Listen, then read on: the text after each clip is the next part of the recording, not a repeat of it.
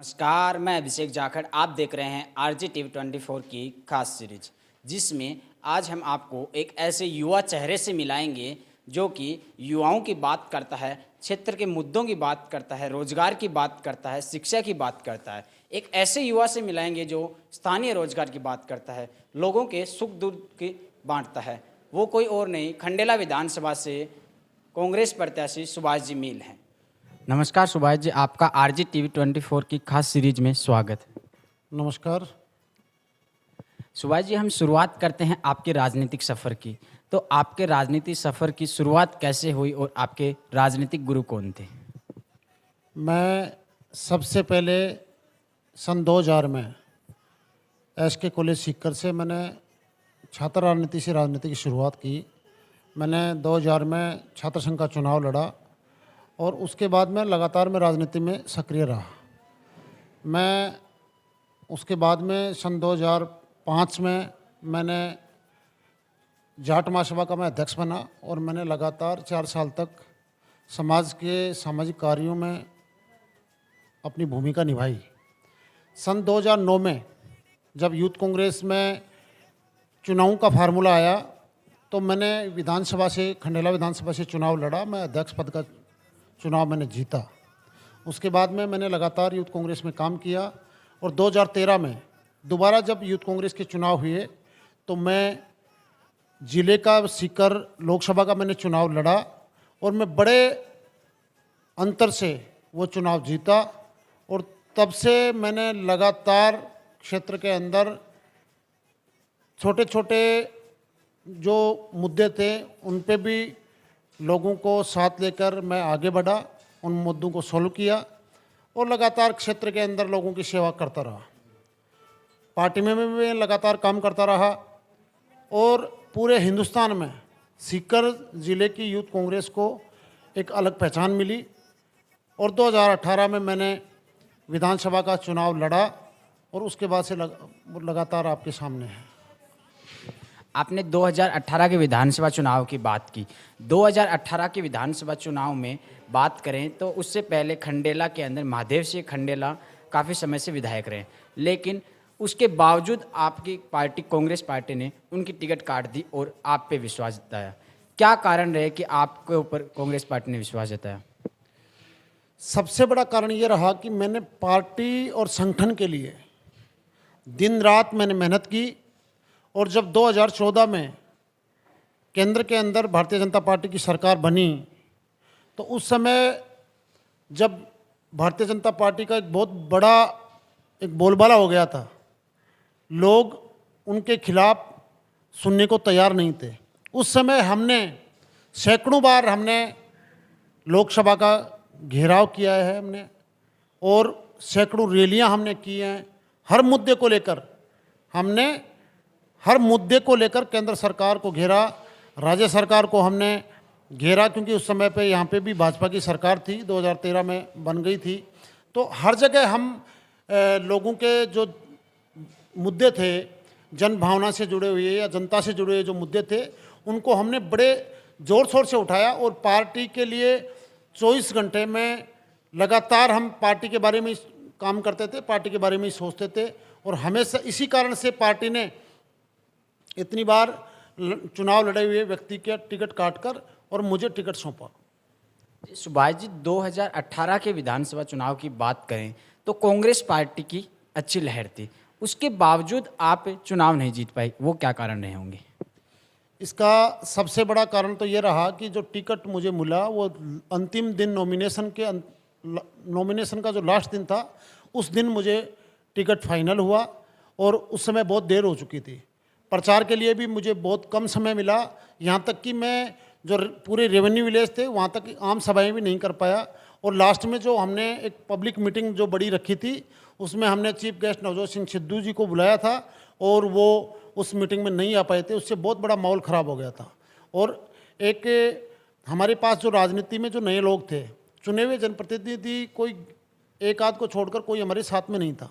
उसके बावजूद हमने काफ़ी अच्छा संघर्ष किया और युवा साथियों की टीम ने बहुत अच्छी मेहनत करके, और हम बेशक चुनाव नहीं जीत पाए लेकिन हम जीतने की दहलीज तक हम लोग पहुँचे।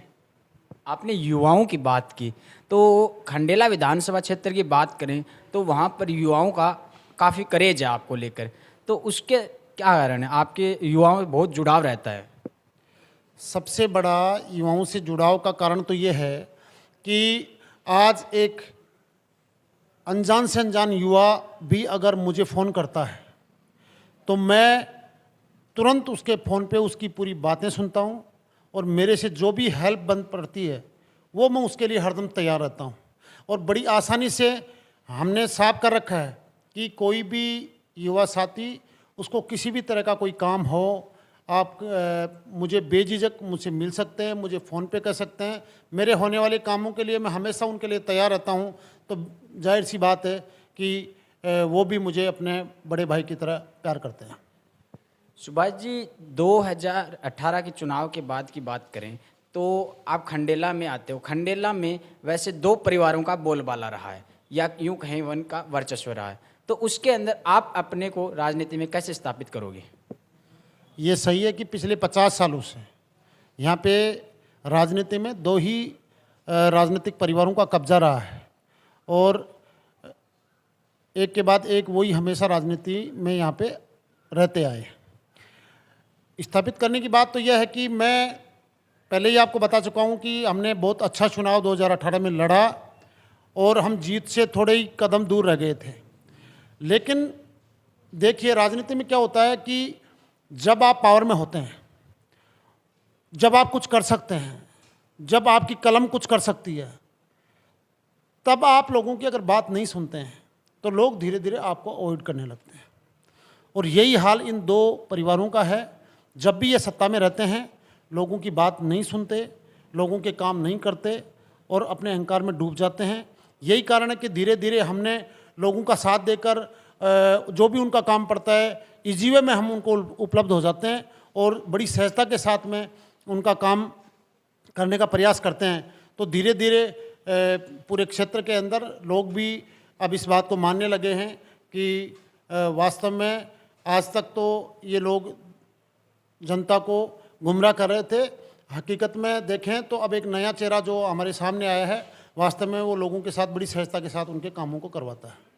सुभाष जी, आपने काम की बात की, तो काम की बात करें तो कोरोना काल का एक ऐसा भयानक समय रहा है, उसमें लोगों ने काफ़ी अपने जान भी गंवाई है। तो आपने अपने क्षेत्र में क्या क्या कार्य करवाए कोरोना काल में, हमारे दर्शक जानना चाहते हैं। देखिए, राजनीति से इतर मैं ये बात करना चाहूँगा कि मेरे जीवन में क्या, हम सबके जीवन में ऐसी भयानक त्रासदी हमने पहले कभी नहीं देखी और न हमने कभी सुनी। जब पूरी दुनिया के अंदर लॉकडाउन लग गया, पूरी दुनिया अपने घरों में कैद हो गई, हम सबकी जिम्मेदारी बनती थी कि हम लोगों के लिए कुछ करें। जो लोग सक्षम थे उन पे बेशक कोई ज़्यादा प्रभाव नहीं पड़ा, लेकिन हर गांव में, हर वार्ड में ऐसे 10, 20, 50 परिवार होते हैं जो रोज़ कमाते हैं और रोज़ खाते हैं। जब लॉकडाउन लग गया तो उनके धंधे चौपट हो गए। हम सब युवा साथियों ने बैठ के एक प्लान बनाया कि हमें किस तरीके से उनकी मदद करनी चाहिए और मदद भी हम इस तरीके से करें कि उनका मान सम्मान भी बचे, उनका आत्मसम्मान भी बचे और उनकी मदद भी हो जाए।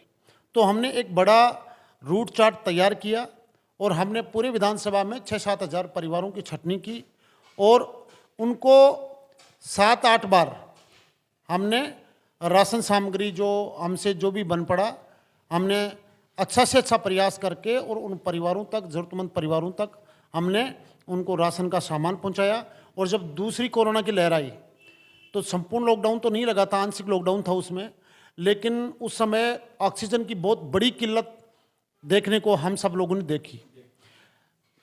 तो हमने अखबार में और सोशल मीडिया के द्वारा 5 मोबाइल फ़ोन के नंबर जारी किए, कंट्रोल रूम हमने स्थापित किया कि कोई भी क्षेत्र का कोई भी व्यक्ति, और केवल विधानसभा का ही नहीं, आसपास के विधानसभाओं से भी अगर किसी व्यक्ति को ऑक्सीजन की ज़रूरत हो तो वो इन 5 नंबर पे जो 24 घंटा चालू रहेंगे, हम इस पे बात करें और हम निःशुल्क ऑक्सीजन के सिलेंडर देंगे। हमने 500 से ज़्यादा ऑक्सीजन के सिलेंडर लोगों को निःशुल्क उपलब्ध कराए। तो मैं तो ये मानता हूँ कि मेरे जीवन में ये एक बहुत बड़ी उपलब्धि है कि हम लोगों की सेवा करने का ये मौका मिला और सब लोगों के सहयोग से ये हम लोग इस त्रासदी से उबर आए। ये हमारे लिए एक बहुत बड़े गर्व की भी बात है कि हमारे युवा साथियों ने अपनी जान की परवाह ना करते हुए उस समय लोगों की सेवा की। जी, कोरोना की बात करें तो ये तो सही है कि काफ़ी मतलब ये था कि लोगों को ऑक्सीजन भी नहीं प्रोवाइड हो पा रही थी, उसमें युवाओं ने बढ़ चढ़ के हिस्सा लिया और एम्बुलेंस की सुविधा भी उपलब्ध नहीं हो पा रही थी, वहाँ पे लोगों ने एम्बुलेंस भी उपलब्ध कराई थी। सुभाष जी, अब अगला सवाल मेरा ये है, 2023 के विधानसभा चुनाव आने वाले हैं, तो खंडेला विधानसभा में आपके मुख्य एजेंडे क्या क्या रहने वाले हैं? क्योंकि सबसे बड़ा ज़रूरी होता है कि लोगों की मूलभूत सुविधाएं, लोगों के काम, तो आपके मुख्य एजेंडे क्या क्या रहने वाले हैं? देखिए, एक तो विधानसभा क्षेत्र में सबसे बड़ी समस्या पानी की है। हालांकि जो जल जीवन मिशन की योजना जो चल रही है उसमें काम हो रहा है धीरे धीरे, लेकिन फिर भी बड़े पैमाने पे पानी की बहुत बड़ी समस्या है। उस समस्या को हम सॉल्व करेंगे। दूसरा हमारा एजेंडा ये है, जो सबसे बड़ी, मैं तो इसको त्रासदी कहना चाहूँगा कि खंडेला विधानसभा में आज के हालात अगर हम लोग देखें तो सबसे बड़ा यहाँ पे भ्रष्टाचार का बोलबाला है।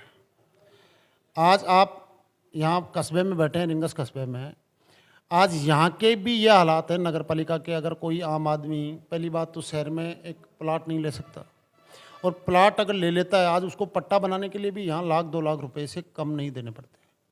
और मैं दूसरे शब्दों में कहूँ कि हर जगह भ्रष्टाचार का बोलबाला है। सबसे बड़ी प्राथमिकता मेरी ये रहेगी कि जनता ने अगर मुझे मौका दिया 2023 में, तो निश्चित रूप से इस खंडेला विधानसभा में भ्रष्टाचार को बिल्कुल खत्म करेंगे। ये मेरी पहली प्राथमिकता है। दूसरी, हम क्षेत्र के अंदर ऐसे संस्थान लाने के प्रयास करेंगे जहाँ पे स्थानीय लोगों को रोजगार मिल सके, क्योंकि रोजगार भी आज एक बहुत बड़ी समस्या बन के युवाओं के सामने उभरी है। तो हमारा मुख्य एजेंडा उस पर भी रहेगा कि हम ऐसे 2-4 यहाँ पे संस्थान लाएँ तो कि हज़ारों लोग उसमें रोजगार करें। जैसे इन्होंने बताया मुख्य स्थानीय रोजगार, ये बहुत ज़रूरी भी है क्योंकि लोग बाहर जाते हैं और वहाँ पे भी 10, 15, 20 हज़ार रुपये देते हैं, उनमें से अक्सर लोगों के खर्चे पानी ही निकल पाते हैं। अगर स्थानीय रोजगार होगा तो उसका आजीवन भी अच्छे से चलेगा और वो घर में रह जाएगा। तो ये मुख्य एजेंडा सुभाष जी ने बहुत ही अच्छा बताया। सुभाष जी, आखिरी सवाल मेरा ये है, आप हमारे चैनल के माध्यम से क्षेत्र के लोगों को और प्रदेशवासियों को क्या संदेश देना चाहोगे? और आपका युवाओं में काफ़ी क्रेज है, तो युवाओं के लिए अलग से आप क्या संदेश देना चाहोगे? क्योंकि युवा नशे की ओर सबसे ज़्यादा बढ़ रहे हैं आज के टाइम पे। मैं आपके चैनल के माध्यम से ये कहना चाहता हूँ, और मैं हर मंच पे ये बात कहता हूँ कि अगर आज के युवाओं का सबसे बड़ा अगर बैकड्रॉ है तो वो नशे की लत है।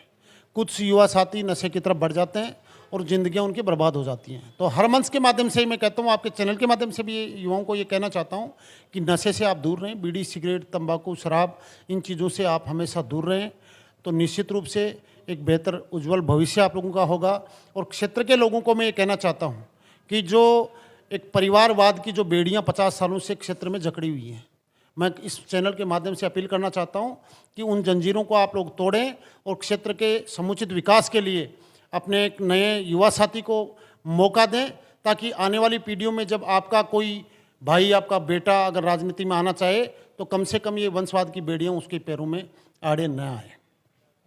बहुत बहुत धन्यवाद। ये थे हमारे साथ सुभाष जी मील, जो खंडेला विधानसभा क्षेत्र से आते हैं, जिन्होंने एक बहुत ही अच्छी चीज़ कही कि परिवारवाद, वंशवाद को बढ़ावा ना दें, एक आम जन को विश्वास बनाएं और उसके साथ आएं। हम भी यही कहेंगे कि एक जो निजी स्वार्थ के लिए लोग राजनीति करते हैं, उनसे परे हटकर एक आम जन की काम करने वाले लोगों के साथ दें। फिर मिलेंगे एक नए मेहमान के साथ, तब तक के लिए आप देखते रहिए आरजे टीवी 24। और आरजे टीवी 24 आपसे एक अनुरोध करता है, आइए जुड़िए हमारे साथ, हम समाज को एक नई दिशा देने का काम करते हैं। जय हिंद, जय राजस्थान।